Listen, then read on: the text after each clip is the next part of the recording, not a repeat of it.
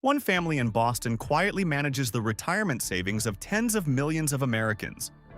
You have never seen their faces, yet their power reaches into almost every corner of your financial life. And they are just 1 out of 10 rich families that own this city. So let's get to it. Number 10. The Trefler family. We start our list with a family whose fortune dates back to 1983, the year when a 27-year-old chess champion walked away from a well-paying job and spent his entire life savings on a single bet. He believed he was smart enough to teach computers how to outsmart Wall Street with a better understanding of how modern businesses actually worked. Many thought this was an arrogant bet on his part, but it quickly paid off for him and his family, and it is still printing billions today. Yet that is only part of the story. Meet Alan Trefler. He grew up in Brookline, Massachusetts as the son of a Jewish survivor from Poland who had built a small art restoration business from nothing after the war. At 18, he went to Dartmouth, studied economics and computer science, became a chess master, and then tied for first place at the 1975 World Open Chess Championship while still a college student. When he graduated and went to work in software, he quickly grew frustrated with how outdated the systems were, especially in banking and insurance, where there was a huge gap between how businesses actually operated and what their software was truly capable of. So in April 1983, rather than take another comfortable job, he started Pegasystems in Cambridge with Citibank as his very first client. But here is where it gets interesting. While competitors chased the flashiest new thing, Alan did the opposite, focusing obsessively on improving partnerships with his biggest clients. So when the dot-com bubble burst and took most of those competitors with it, Pegasystems was still standing and was just beginning to expand. Fast forward to 2026, with modern AI automation now at the core of everything it sells, Alan's company brings in over $1.5 billion in annual revenue, and his stake puts his net worth at an estimated $3.5 billion. He and his wife Pam have poured tens of millions into education reform through their foundation, funding long-term work in some of Boston's most underserved schools. The next family on our list built their fortune in a laboratory, and what they discovered changed medicine forever. So sit back, dear viewer, because we're just getting started. Number 9. The Laukien family. When everything shut down in 2020 and scientists all over the world scrambled to understand a virus no one had seen before, one family of wealthy scientists funded and engineered the tools desperately needed to produce the vaccine. This was the Laukien family, a quiet family of scientists and engineers that led the fight against the world's most dangerous diseases. Their story begins with one ambitious professor who lived in Germany back in the early 60s. Using his life savings, he started a company out of his university in 1960 with one goal: understanding how molecules worked. He passed away in 1997, and his son Frank took over, armed with a physics degree from MIT and a doctorate in chemical physics from Harvard. But here's the part most people never knew. Unlike other billionaires, Frank didn't chase consumer products or pivot toward anything flashy. After the outbreak of Ebola in 2014, Frank bet everything on the belief that the world would eventually need tools advanced enough to see the insides of a single molecule. And 2020 was the year that proved him right. The machines he built ended up in cancer research centers and hospitals across more than 60 countries. Today, with input from famous astronomer Avi Loeb through the Galileo project, his companies now assist NASA with the latest technologies needed for tracking and studying black holes. Yet that was just the beginning. By early 2025, the family's annual revenue had crossed $3 billion, and Frank's personal stake built his net worth to an estimated $2.6 billion.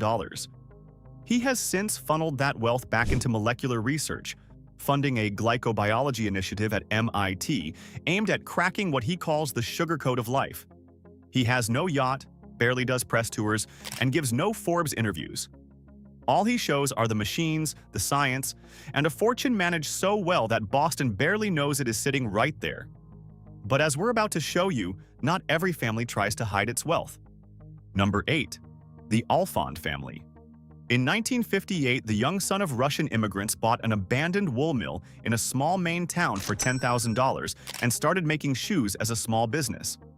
35 years later, Warren Buffett called the man's business one of the best managed companies he had ever seen in his entire life. So much so that he paid over $400 million in Berkshire Hathaway stock to own it. But as we'll see, this move was a huge mistake. It made zero profit for him and left a strong inheritance from his fortune that would quickly bloom into Alfond's successful family businesses. Harold Alfond, at the time, had spent decades turning Dexter Shoe into the largest independently owned shoe company in America. The company at the time crafted and shipped over 7.5 million pairs a year out of Maine, while competitors raced to move their factories overseas. Warren Buffett was impressed by this, and when he came calling in 1993, Harold refused to take cash. But he took stock, and those 25,000 shares of Berkshire Hathaway made the Alfond family the second largest shareholders in Buffett's empire overnight. But it seemed Warren Buffett, despite his vast knowledge and experience in the business world, still didn't understand what made Harold's company so successful, and thanks to his many wrong decisions and bad market conditions, Dexter Shoe eventually collapsed and was quickly overtaken by the competition. It would take several years for Warren Buffett to admit buying those shares was a mistake, and when he did, he further said that it cost Berkshire shareholders over $11 billion while leaving generational wealth and profits behind for Harold and his family. Harold passed away in 2007, having never sold a single share and left the bulk of his fortune to his foundation and his 4 children. Today, his daughter, Susan, is the wealthiest person in the state of Maine with a net worth of $3.6 billion, and the combined family fortune sits above $7 billion. They have been minority owners of the Boston Red Sox since 1978, and their foundation has poured hundreds of millions into education and healthcare across New England, all thanks to one wrong decision that changed everything. So far, we've seen legacies left to sustain families of just a few children. But what happens when someone leaves a legacy that turns over 80 workers into millionaires? Prepare to get blown away by the next story on our list. Number 7. The Hostetter family.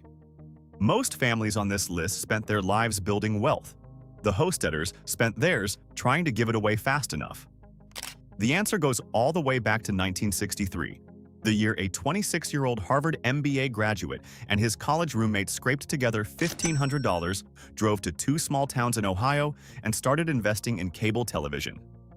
Nobody thought this would amount to anything more than a side income. But here is where it gets interesting. Amos Hostetter spent the next 33 years building Continental Cablevision into the largest privately owned cable company in the United States. He pulled this off without ever taking it public, losing control or moving its heart out of New England. By the time he sold it to US West in 1996 for $11 billion, he did the unexpected by sharing the profits with about 80 of his longest-serving employees. All these workers became millionaires overnight, and Amos walked away as one of the wealthiest men in America. After this, he and his wife Barbara did the unexpected, disappearing from public life. Unlike what most people expected, the couple didn't focus on building another business. Rather, they scrambled for ways to start giving the money away. In 1999, Amos and Barbara founded the Barr Foundation in Boston, a philanthropy that has since granted over $700 million to climate, arts, and education initiatives across the city. Today, that foundation manages $1.6 billion in assets and shapes more of Boston's long-term policy than most elected officials. Amos co-leads the Boston Green Ribbon Commission, and he works directly with the mayor's office on the city's climate strategy. The family lives quietly in a historic Federal-era home on Mount Vernon Street, one of Boston's most premium addresses, and they almost never appear in public. The next family on our list grew rich through cybersecurity, but regularly donates half of its wealth to ending one of the deadliest diseases in human history. This is where many believe real charity meets its peak. Number 6. The Ragon family. The story behind the wealth of this family starts with a man named Terry Ragon. He grew up moving from state to state, the son of an Air Force fighter pilot whose work never permitted a stable home. And somehow that restlessness produced one of the most powerful software empires in American history. Terry graduated from MIT with a degree in physics in 1971. Then he spent several years working in medical software, and in 1978 founded InterSystems Corporation in Cambridge. He started this company with one goal in mind: build a technology so fast, secure, and reliable that every hospital, bank, and government would have no choice but to trust it with their most critical data. For decades, he refused all input from investors and kept building until InterSystem Software became trusted partners with some of the most complex healthcare systems on Earth, including the United States Department of Veterans Affairs and much more. By 2024, the company was generating over $1.1 billion in annual revenue, and Terry still owns every share. By 2008, the company had grown into a family business, and in the midst of great success, Terry and his wife, Susan, did something almost no billionaire in Boston had done before. They funded a war, but not the kind you'd think. They started the Ragon Institute, a joint research center connecting MGH, MIT, and Harvard. The top scientists from these institutions would compete with all the money they needed to reach one goal: find a working vaccine for HIV. The family's pledge was $100 million. 9 years later, they had given double that amount, pledging in 2017 through the Giving Pledge to donate at least half of everything they own until AIDS is eliminated for good. Unlike our next family, they didn't try to cure anything, but still surprised the world. Number 5. The Hale family. In March of 2000, Rob Hale was one of the wealthiest men on the planet, and by February of 2002, he had lost every single dollar. Today, his family business represents one of the biggest financial redemption stories in Boston's history. His story begins in Northampton, Massachusetts, where he started his first telecom company, Network Plus. He did this on his own at just 23 years old, and for most of the 90s, the company grew steadily, building real revenue from loyal customers. Things looked even more promising when Goldman Sachs promised would become a billionaire if his company went public. He did exactly what they said, and by March of 2000, Rob Hale was the 7th wealthiest person in the world, with a combined fortune of $1.4 billion. But everything changed with the pop of the dot-com bubble, and on February 4, 2002, every dollar of his fortune went down to zero in a single morning. This moment was nothing short of devastating for Rob Hale, as everything he had worked for in over 12 years had just disappeared in one morning. But he was not done yet. Just 4 months later, Rob borrowed $1 million from his father and co-founded Granite Telecommunications in Quincy. This time, the company wouldn't be focused on serving everyone, but only corporate customers. Many thought it was a dumb idea, but had to watch as Walmart, CVS, and countless hospitals across the country came knocking. But then came the moment nobody expected. He and his wife Karen have since given away more than $400 million to fund cancer research and college scholarships across Boston, unlike the next family on our list, who never lost a dollar but just kept printing them. Number 4. The Chambers family. Meet Herb Chambers, the man who dropped out of high school in his senior year, served in the United States Navy as an aviation electrician, and came home to Boston with nothing but a work ethic sharp enough to cut through any room he walked into. After his service in the military, Herb took a job repairing copy machines in Cambridge for $75 a week. He noticed how good he was at selling them compared to others, so he decided to start his own company. The result of this ambition was A Copy America, and by 1983, the company had grown into the largest independent office equipment dealer in the entire United States, with over 1,000 employees across 36 offices. He sold it for $80 million before hitting his next big idea in 1985. What happened next was unbelievable. Sometime that year, Herb Chambers was trying to buy a Cadillac for himself. He reportedly had such a miserable experience at the dealership that he immediately walked out and made an offer to buy it. This decision made on the fly would launch 60 dealerships across Massachusetts and Rhode Island, selling everything from Hondas to Lamborghinis and generating nearly $3 billion in annual revenue at its peak. Yet it doesn't end there. In July 2025, Herb sold the dealership group to Asbury Automotive for $1.3 billion. This is the third largest transaction in the history of the American auto industry to this day, and he kept only the Mercedes-Benz Boston location for himself. He was now 83 years old, and just months earlier, his family had donated $100 million to Massachusetts General Hospital for cancer research. Even at 84, he still goes to work each day by private helicopter from his estate in Connecticut. He owns one of the most extraordinary private car collections in the world, yet has never once looked like a man who is slowing down. And his ever-growing family intends to keep it that way. Number 3. The Davis family. This family's fortune traces back to the morning of the 1972 Boston Marathon. While thousands of runners were lacing up their shoes, a 28-year-old son of Greek immigrants was doing something far more ambitious. Meet Jim Davis, the man who turned sneakers into a serious global business. He grew up in Brookline, Massachusetts, studied biology and chemistry at Middlebury College, and walked into the athletic industry. That morning, he bought a struggling shoe company with 6 employees and 30 pairs a day for $100,000. Nobody thought it would work. But fast forward 4 years, New Balance was named the best running shoe in the world by Runner's World magazine. His secret was simple. While Nike and Adidas moved their factories overseas to cut costs, Jim did the opposite, keeping manufacturing rooted in New England and turning that decision into a badge of honor that loyal customers were willing to pay a premium for. But here is what nobody expected. When he was given a generous offer from Warren Buffett, one of the greatest investors in American history, to buy his company, Jim sent it back with a straight no. This straight response made headlines, and today, the Davis family owns 95% of the company, has never taken it public, but reports annual sales of almost $10 billion as of early 2026. On top of that, without needing to start a new ad campaign, the TikTok generation discovered New Balance on their own and made it cool again. But that feat doesn't come close to what we're about to show you. Number 2. The Kraft family. Robert Kraft is known as the man who used 4D chess to trap the New England Patriots so he could buy them when they needed help the most. What many don't know is that it was just the setup. Let's explore the details. Born and raised in Brookline, Massachusetts, Robert Kraft built his first fortune buying a struggling paper and packaging company called Rand Whitney from his father-in-law. This happened in the early 70s, and he somehow transformed it into a profitable empire.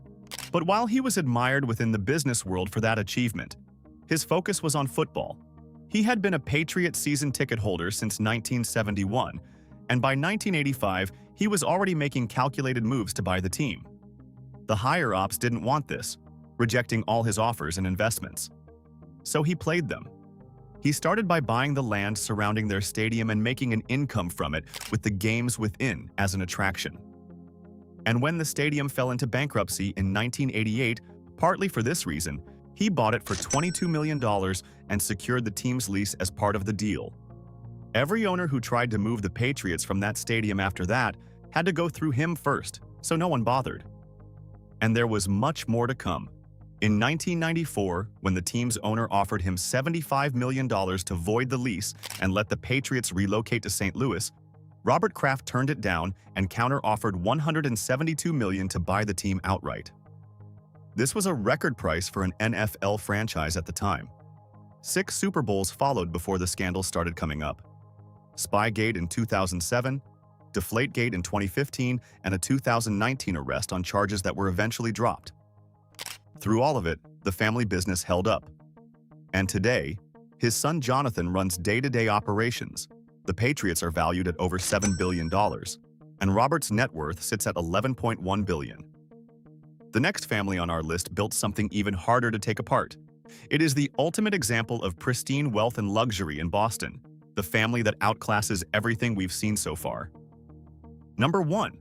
The Johnson family.